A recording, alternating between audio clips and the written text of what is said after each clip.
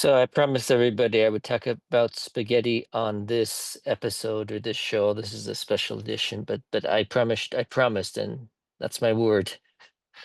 So you get some ragu sauce. The ragu sauce. You get the one with that says it's with meat sauce. You stir it for about 10 minutes. You boil some water. You throw maybe this much of pasta in. Stir it for about 10 minutes, or if you like it al dente, 5 minutes. Sauce is ready, pour it on. There's your spaghetti. Here we go. Okay, SAG. Let's talk about SAG now.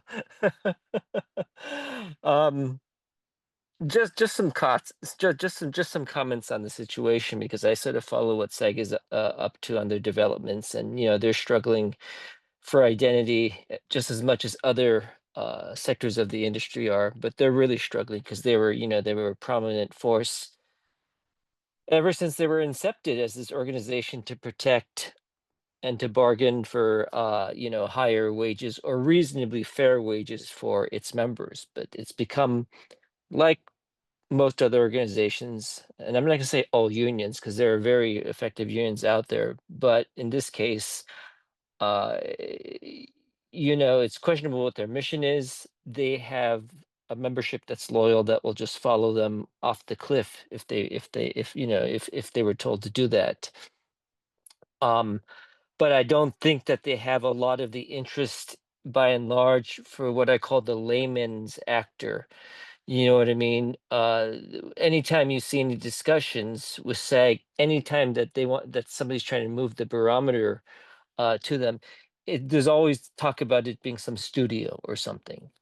And now the whole issue is that the developments recently are regarding AI and the use of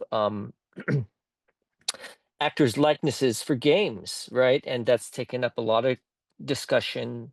Who knows how many how many hundreds of $1,000s worth for legal fees going into creating a contract that is going to be outdated the moment that it gets approved, because that's what's happening. Things are moving so fast, and SAG can't keep up with it. And I'll explain why. For example, so I was going through some of their indie contracts. Now, if you're an independent producer and you want to do a SAG film, there's reasons to do it. First of all, you're instantly legitimized. I realize that everyone doesn't have the luxury of a budget to work with to pay SAG wages, but there are different forms of the SAG deal.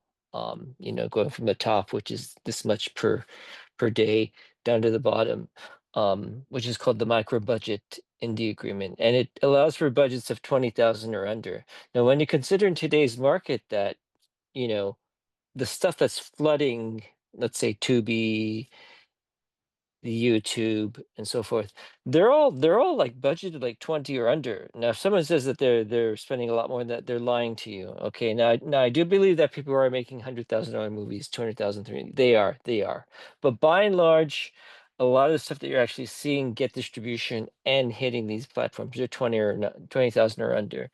And so SAG basically is treating it like this is the old days of the experimental agreement, where you could make this movie, you could play festivals with it, you couldn't show it in theaters if people were paying for money, and so forth. Yeah, and it was limited where you could do the exhibition of the film. So if you wanted to do anything commercially, you were screwed. You couldn't. You'd have to go back to SAG and then renegotiate with each actor. And usually that's when SAG would bump up their fees for each actor and bump up the residuals as well. So, yeah, so they would limit where you could show it, because the idea was like, okay, you're getting you to use our quality actors, you're not paying them, or you're paying them very little money. So if you get any sort of degree of validity, whether it's a festival or a distributor or theatrical, you have to ask us first. And then you have to talk to each actor and so forth to see if they'd be willing to be a part of the future of the film. Now, today, obviously, who wouldn't? Because it's I could tell you 50 actors that I know that aren't working. Um, and some aren't working because they're either these very strong devotees to SAG, and they're waiting to get these union projects, which never come. By the way, they never come. And even if they do come, they're not enough to generate the benefits that being part of the union, you would receive, namely health insurance. No one's hitting that mark anymore. It's just virtually not possible. So they have this micro budget agreement that's for films of 20,000 or under, and as I said, that's the majority of stuff that you're seeing. But it dictates stuff like, for example, you can't have any love scenes or simulated sexuality. I get it. I get it that there's been widespread abuse of that. But the problem is like, for example, for me, what if I want to do like a Lady Chatterley's Lover movie or a D.H. Lawrence kind of thing, and I want to do something that's sort of European-esque. It reflects the paintings of that time with figures, frank sexuality, relationships, that sort of thing. What if I want that? Well, I can't do it because they're saying you can't do it. And the question is to me as an artist, that is a direct um, block on free speech. I mean, it is a direct hurdle for free speech. It basically, let's assume they control all the actors that you want. That's like this, they're all members. So if you want to make a movie, you can't have anything approaching sexuality in the movie, and that's an issue. And that's where you're seeing a lot of this social distancing in movies. You're seeing less intimate relationships. Just take any movie from the 80s, and there were meaningful relationships and frank sexuality with people. And like I like the films of Godard and Bergman, where it's not about nudity, but I mean, listen, we all walk around our homes naked at times, don't we, right? And why can't I have a scene like that when she's cooking breakfast and she's in her nightie, or or whatever, where she's half nude, or he's half nude. Why can't we do that? What that's life, right? So and are you trying to say that there's so much rampant abuse that it's better to say no? We're putting a stop to this in terms of sexuality in films because of the bad side? Or are you basically saying outright that this is a restriction on freedom of expression? You know, because we don't have the tools, we don't have access to the actors. Then, if we agree to go SAG, and we're I sometimes feel that producers are the ones that really are the ones that are stepping beyond the boundary to meet SAG. Like, in other words, it's not SAG coming halfway and saying thank you. Let's do something together to actually work with SAG, which is a very menacing, intimidating organization. You're actually stepping over the line because their feeling is like, we're doing so much for you. Um, you have to follow this, which, that's, you know, in today's world, no, that's not the reality we live in, honestly.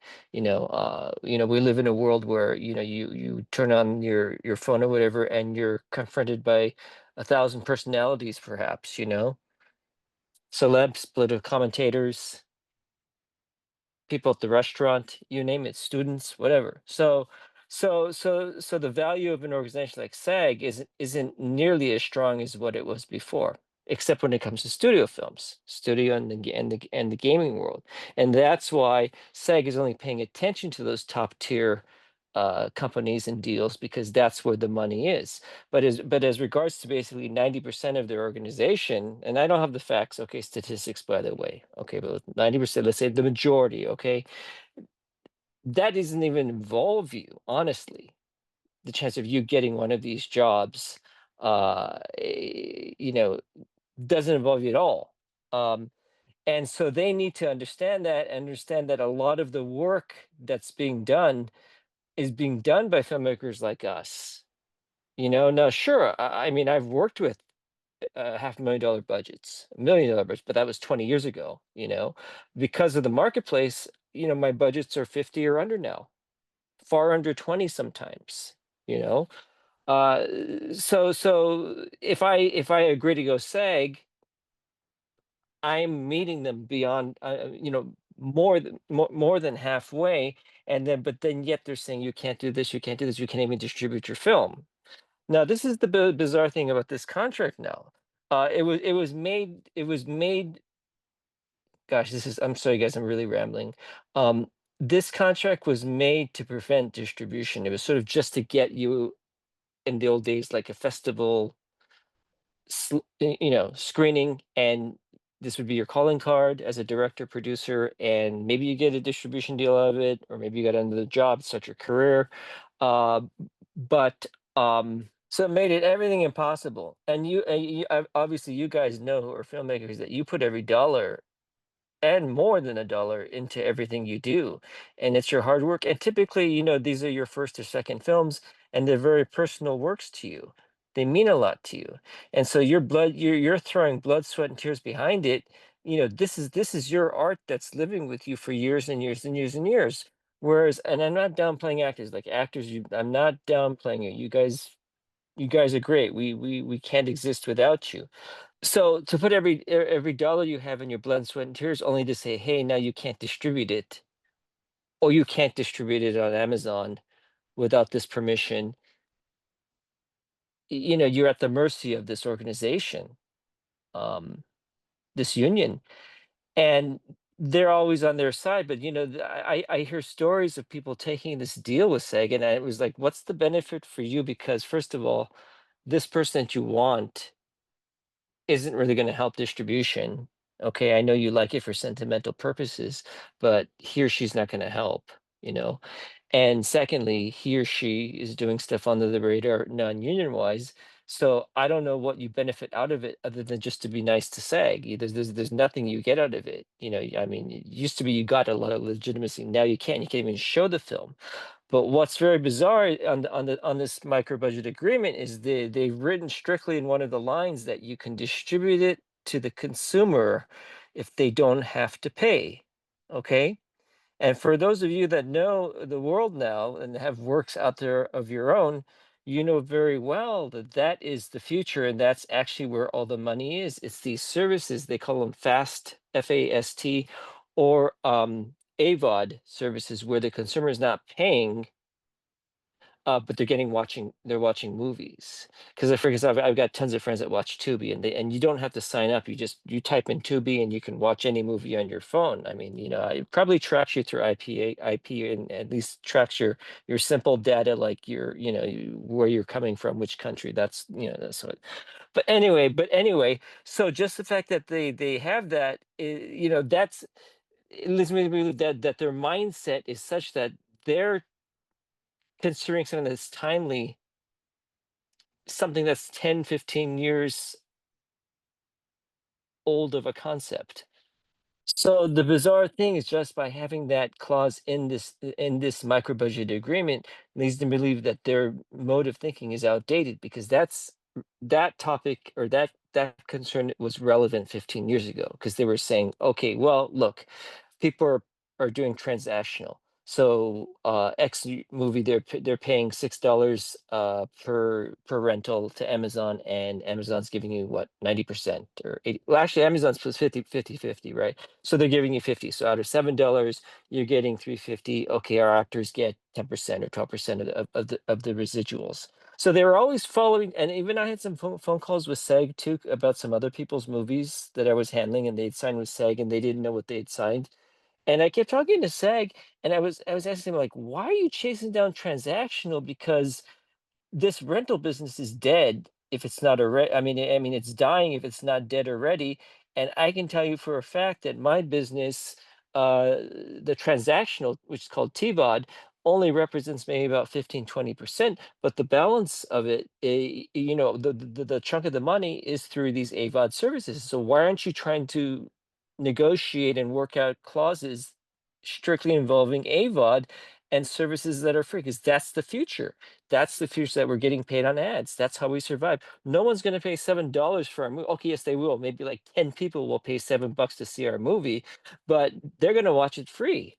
And we'll get, and hopefully we'll get lucky, because it'll be tagged onto something else. In other words, if you like Top Gun, then one of our action movies will be linked through that algorithm through Top Gun. Who knows? Who knows? Who knows? But the fact is that they were very outmoded on their thinking, and I called them upon that, and there was like no ever answer. By the way, whenever you talk to SAG as a producer, like, first of all, they make their independent filmmaker website so easy. It's navigating it. Here's your contracts. Let's help you. We got some workshops going on. We got this. No problem. We're gonna take care of you. And then you sign. The moment you sign, it's just like there's nothing. You're dealing with instant union bureaucracy. People don't give a crap about the small filmmakers. Because look, in the end, let's be honest, our films at 20, 25 grand, and let's say they generate, and everybody knows that movies aren't generating $500,000, okay? Maybe they are, but come on, not in our world, we're lucky if we can get 10 to 20,000. So 10% of that would be for residuals, or 12%. So they know that's like a grand. So the big deal, that doesn't even cover their water bill, and they're so stuck up. I mean, not stuck up, but you know, they like to look down at people. So they've been focusing on the studio deals that work for them, namely how to incorporate AI into the studio structure and likenesses and so forth. Yeah, and then each deal with SAG, each agreement has where you can show it and how many times. I think micro budget says like you could show it once on TV. Well, big deal. I can virtually guarantee you that no films of mine or my colleagues are going to show on terrestrial TV. So why is it even in here? You know what I mean? Like that's not even like a plausible situation. You need to have clauses that reflect today's market, in the distribution market and the economics. Um, and then address that in your contract so that the producer can say, hey, yes, I did this makes sense, I can do it, I will, let's go let's go with SAG on more of our projects. But they make it so red tape, and there's a lot of stuff that they don't tell you later on, like for example, like, okay, so you're doing this project for 20,000 and you can't even distribute it, and you still have to give them a deposit of like 5 grand, 6 grand, just because they think you're going to go skip town or whatever you're going to hold, and then you have to pay pension and health. um that's a different sort of question itself, the existential thing. I don't know of any other sectors apart from the sectors that touch on copyright or intellectual properties, but I don't know any other sectors where a work for hire employee is getting a residual.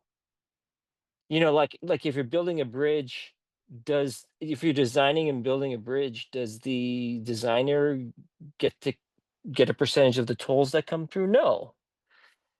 And I get it that by virtue of the relationships filmmakers have with actors, is it's a very artistic, intertwining thing where there's constantly evolving ideas with each other, and you're saying, great, we're getting better together as we're working together, because we have this great intercourse of conversation that we're talking on movies and such.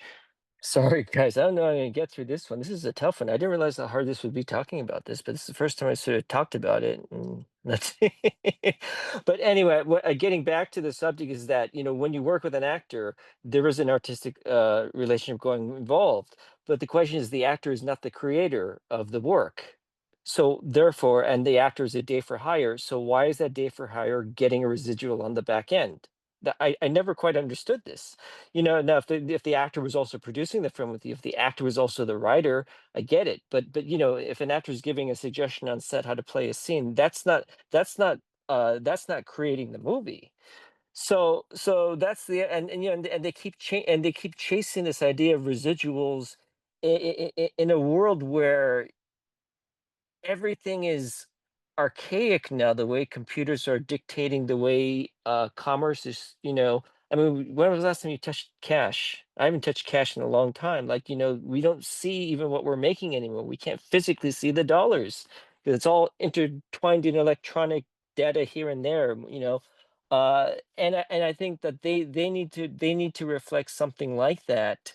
So I think that SEG needs to incorporate something like that, where they revamp the complete residual process. First of all, they build in the residuals in a day rate, for the actors. And my feeling is that in the days of the early 90s, when people were shooting on 16 millimeter and 35 millimeter, their first movies, you had to be qualified to make a movie somewhat. You couldn't be just an idiot, because no matter what you did, a movie would cost 20 or $30,000. So yeah, like I said, I'm for certain qualifications, because I really believe that to make a movie that you really should have a fair amount of money, to be fair. you should have some level of expertise. But when you're competing against a TikToker who's making more money than a $500,000 movie, I have no defense for that. You know what I mean? Like, I can't. There's nothing I can say. That's the world we live in. But I feel as a filmmaker, before you are disciplined enough, don't make a movie. You should get a level of discipline with the mechanics of it, the financials, and just the minimum financial amount that you need to be able to make a movie successfully and responsibly. So if that means building in a higher rate for actors and get rid of this old residual system, which is worthless. Okay. See, I never understood the residual system also because it was designed to oversee, the mid-range companies and so forth. But the problem is that the studios, the SAG never fully understood the mechanics of the accounting of the studios.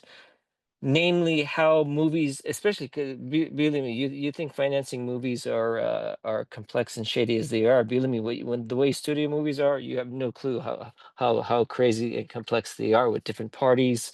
Warner's has different. Well, the studios have different shell companies that they put their money through. Even though they let own the land, they're still charging this movie that they're funding. They're still charging the rent for the land, for the sound studios, for all that stuff. So they're not double dipping. It's legal double dipping. And so once I think when SAG started saying this, they were like, okay, well, there's no way we can chase this down because we have no way of tracking how it's doing it. And the problem is like, okay, Amazon's pretty good on their real-time metrics. Like, you can see what your movie's making every hour. You could see where it's coming from, how many minutes, what's the pay rate. But a lot of places simply don't. A lot of these smaller places will just say, hey, you did $20 this month.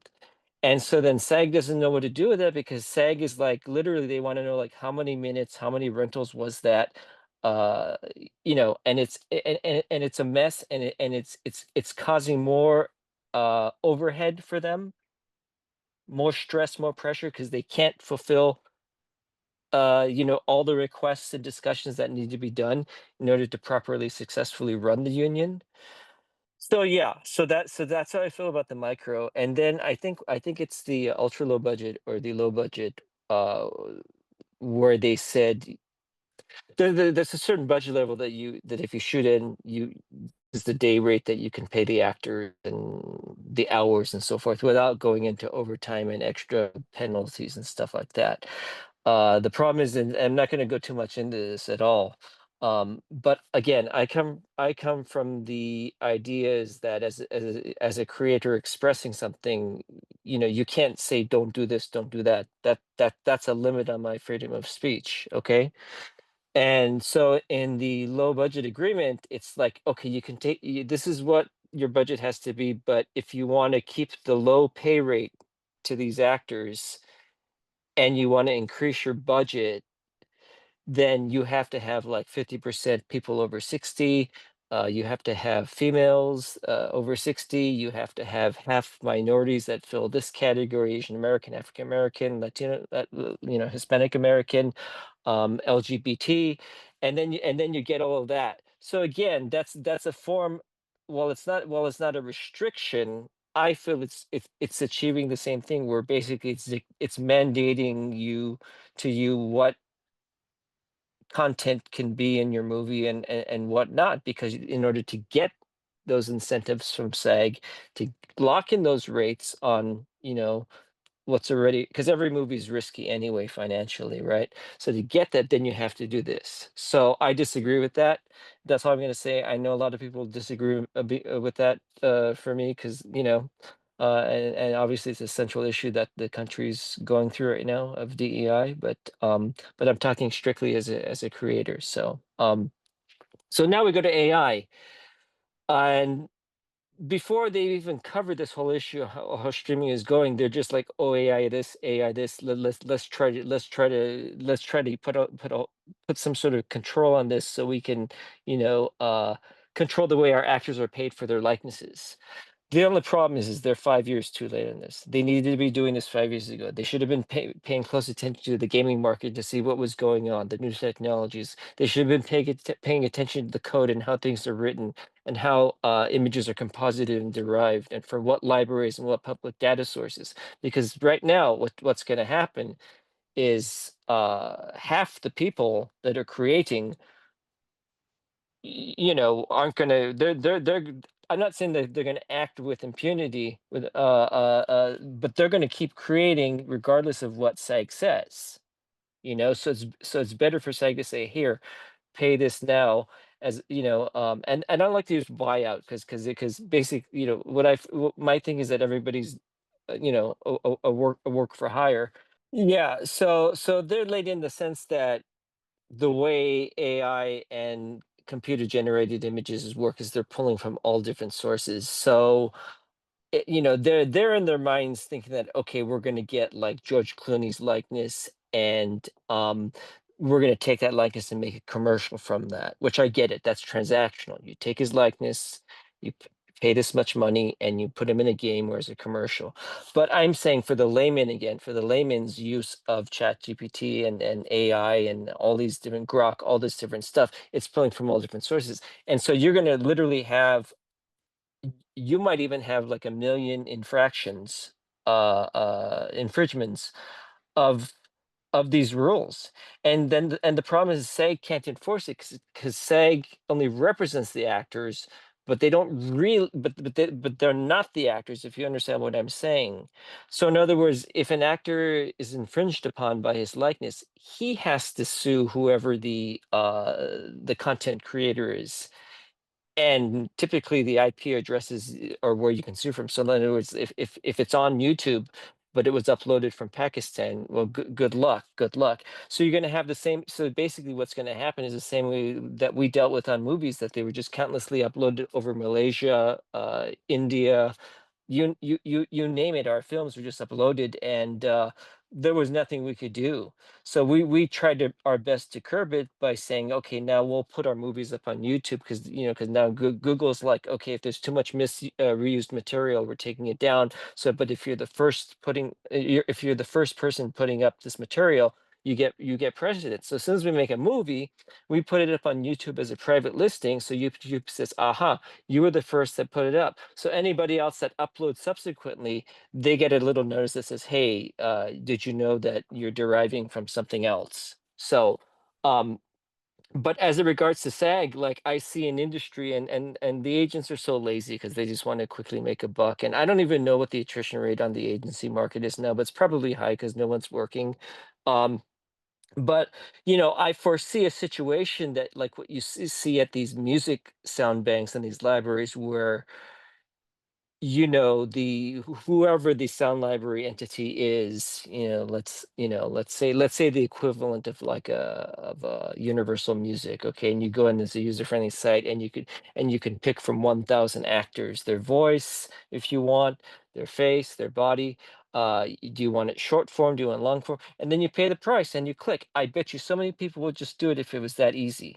And then the actors will get something as opposed to nothing, because it's going to be a losing fight. Everybody knows, even if you do success, let's say a content creator was in like Pennsylvania and uploaded something and took a likeness from you or whatever. Let's say he took your eyes, and then he took someone else's mouth or whatever. So your eyes, so you're suing for your eyes, right?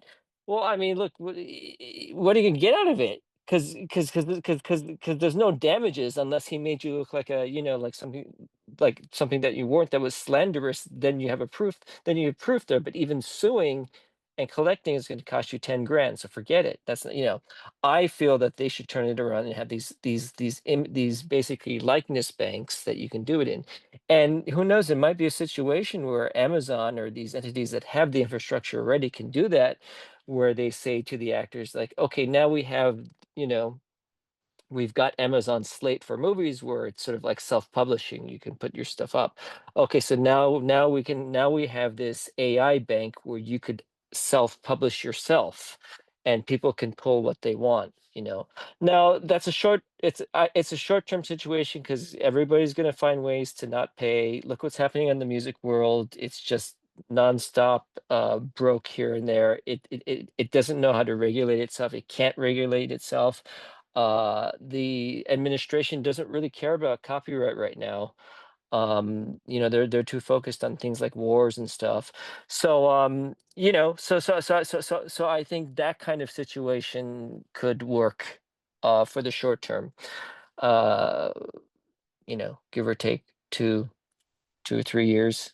And then through all this, I realized we're evolving, um, rapidly, far more rapidly than we had ever expected, and the fact that algorithms are now sort of organically existing and getting better and better, which is certainly a disturbing thing. But fundamentally and existentially talking, is SAG seems to be abandoning the movie business because they've got these old contracts that are not really. I mean, they're valid, of course, right? But they're written at a time that didn't anticipate any of this, and nor was it addressed while this was going on. They're blaming COVID. We were shut down. Blah blah blah blah blah blah blah. But that would have been a perfect time to negotiate these deals at that. I feel at that. At that time. And now they're just chasing this AI because they think that there's money. But no, because there are already free AI libraries sourcing. And then the problem is this tracking device, having the software and applications to track. Now they're going to need Google's help. So how much is Google going to charge for, filtering? Google's so good it could tell you like a different beat in the background. It's from this. It could tell you, oh, you used a 1 octave note from Laura Branigan's Gloria. You know what I mean? So yeah, so they would have to have very extensive software. I mean, this is, the application, and partner with Google to see where these infringements, if that's the direction they want to go, which I highly recommend not to. Like one of these books could have someone's face or lips in the back, and they'd say that's infringing it. So you need to have a system that could isolate that first of all. But then, how is that infringing on anyone's rights? You know what I mean? Like, it's not slandering them. It's not devaluing their name. I get it.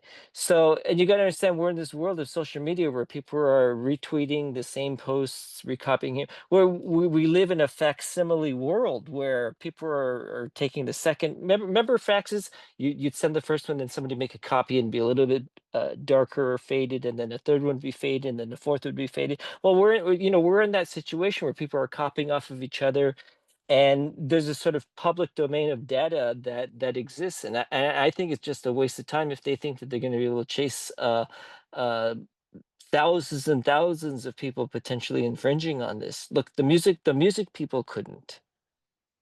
They couldn't at all. And the music people were very menacing and ominous. Like I try, like I'm fair. I try to license. And I called Universal, and they would say like, "Well, who are you?" Okay, $20,000. I said, "Are you kidding me? Like, this is just ridiculous for a 50-year-old Polish song, you know?" Um, so there's a way to synergize these, all of these elements of the industry together. If people are just willing to sort of work together, but everybody has their own idea of what they want to do and how they think it's going to work out. And I really think chasing, and yeah, and again, the other thing is like they've forgotten the film business. It was the actors that created SAG, obviously, and now they're just forgetting them. They're forgetting that movies exist, and they're focusing on the AI, which is a big shame because movies are still a great form of expression.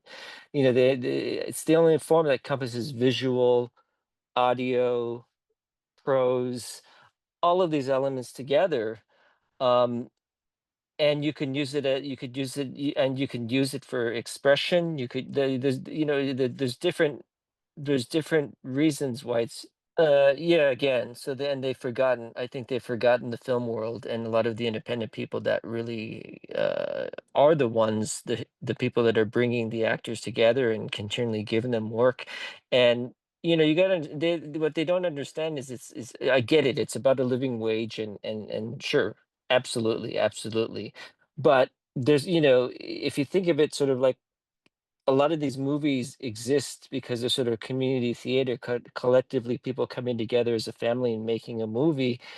And then to put mandates like this, you know, make it a situation where where SAG automatically distrusts the producer, and I think it's unfair, and it's not helping anybody else. And there was regards to like the residuals on the micro budget agreement, I think the way that they were thinking was like, okay, there was going to be this transactional period that existed for 20 years because that's transactional existed for, since the 80s, like rental.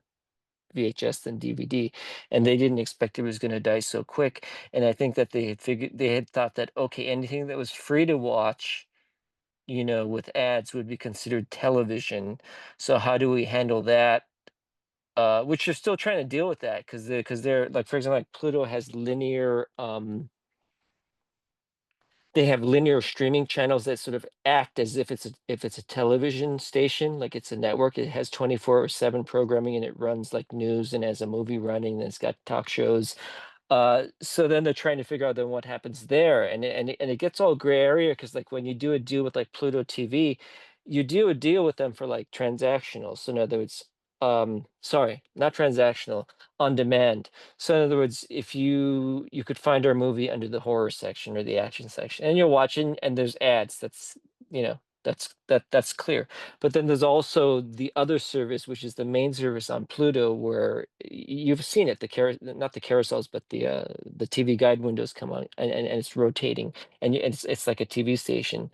So I think I think there was confusion on how to incorporate that into such a deal as well, and also the fact that because uh, the majority of independent films never hit terrestrial television, or they never did, at that time. So that was something that they had to figure it out. I mean, that's the funny thing, because I mean, listen, you're in terms of residuals and fees and such, you're playing with people's livelihood, which you shouldn't be. But I like how these studios are backing these SAG agreements and like, yeah, yeah, sure, we'll do this, because basically they want to just sign off so they can make their movie, you know, and then and then what they'll do, because I mean they have very how do you say it, accounting that's in hieroglyphic form. Um, yeah, and then SAG's focusing with the studios on movies, but predominantly AI and computer generated images. So they're focusing on that. But and SAG is saying sure, sure, sure, whatever, so they can move on and make the movies, and then they'll do their own, cuneiform accounting, which is absurd the way some of these studios account stuff. It's absolutely ridiculous. But the funny thing is that, you know, s- I'm I get sort of in the midst of these as these SAG communications on, since I'm a distributor, and I guarantee you, like, maybe 20 or 30 letters from SAG have come through to me, like asking for SAG residuals and arbitration and things like that. And I guarantee you, 100% of the time, it's always been a studio that's been listed on that letter, meaning the studio has not paid the residual. And they're the ones that that are proposing these agreements and agreeing by them, and they're not paying the residuals. And so SAG's trying to sue them, and then and then now you're eating up resources that could be applied to something else. I mean, do more educational seminars. I would, if you really want to bring the filmmaker business back on indie level to you, do that. But I mean, don't throw it at attorneys and agreements that can't possibly hold up on an ever-changing world, right now. Again, I'm not downplaying actors at all, because I need to really reiterate that, we as the creator can't do anything without you. And, you know, you will never leave our side, nor we will leave yours. Just have to say that, because people get the wrong ideas. Yeah, and again, I'm not downplaying the importance of actors. I say this, I just want to reiterate that again. Like I say that we need you. We will never leave your side, and nor will you leave our side either. We need each other for creating art. I mean, it's really down to that minimum common denominator is really us, us, the filmmaker and the actor. So, but from a business standpoint, I think it's what's the word? I think it's misguided to necessarily, have an actor that's running the board. I get it. An actor only knows his concerns best, right?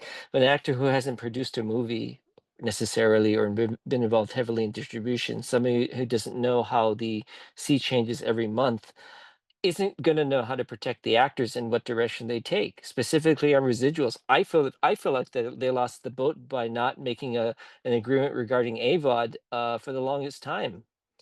They lost on lots of residuals because they downplayed it. They said, "Oh, no one wants to watch this," or no, it's like TV. No one's going to watch it. We want to care like, okay, if there's a ticket being sold, or are you paying $7 to rent it? Is there a DVD being sold? They could see that, and that's old school thinking. It is not today's thinking, where where even our thinking is partially provided by or coursed by a computer, right?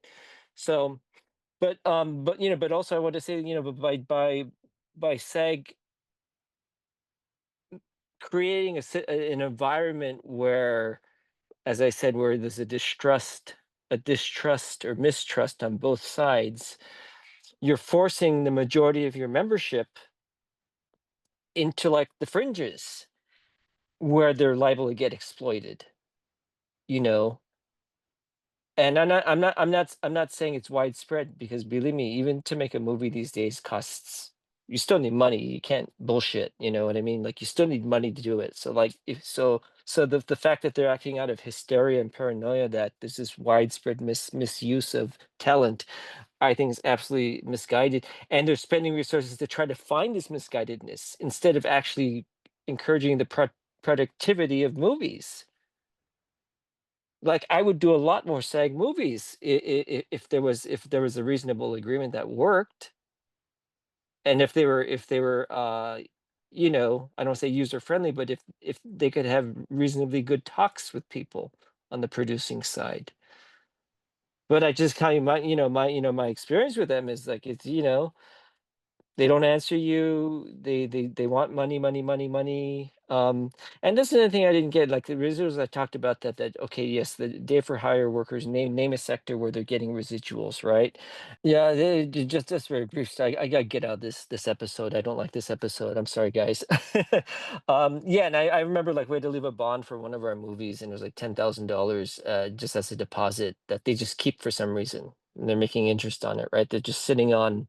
I don't know how many millions they're sitting on, but probably, well, if you figure what they're holding, 10%, 15% of every movie. So that's a lot of money. That's a lot of interest.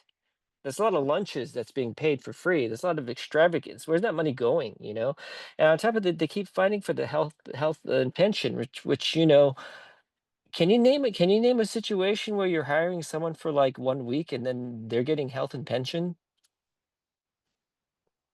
Uh, you know? I could get it if the same group of actors, the same actors were working with us on and off for 1 year, 2 years. That's an employee. That is.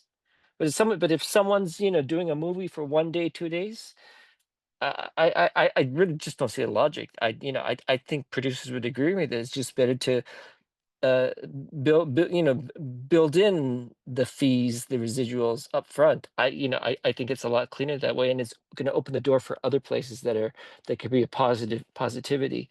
But I don't know what they're going to do about AI, just because the way it's derived.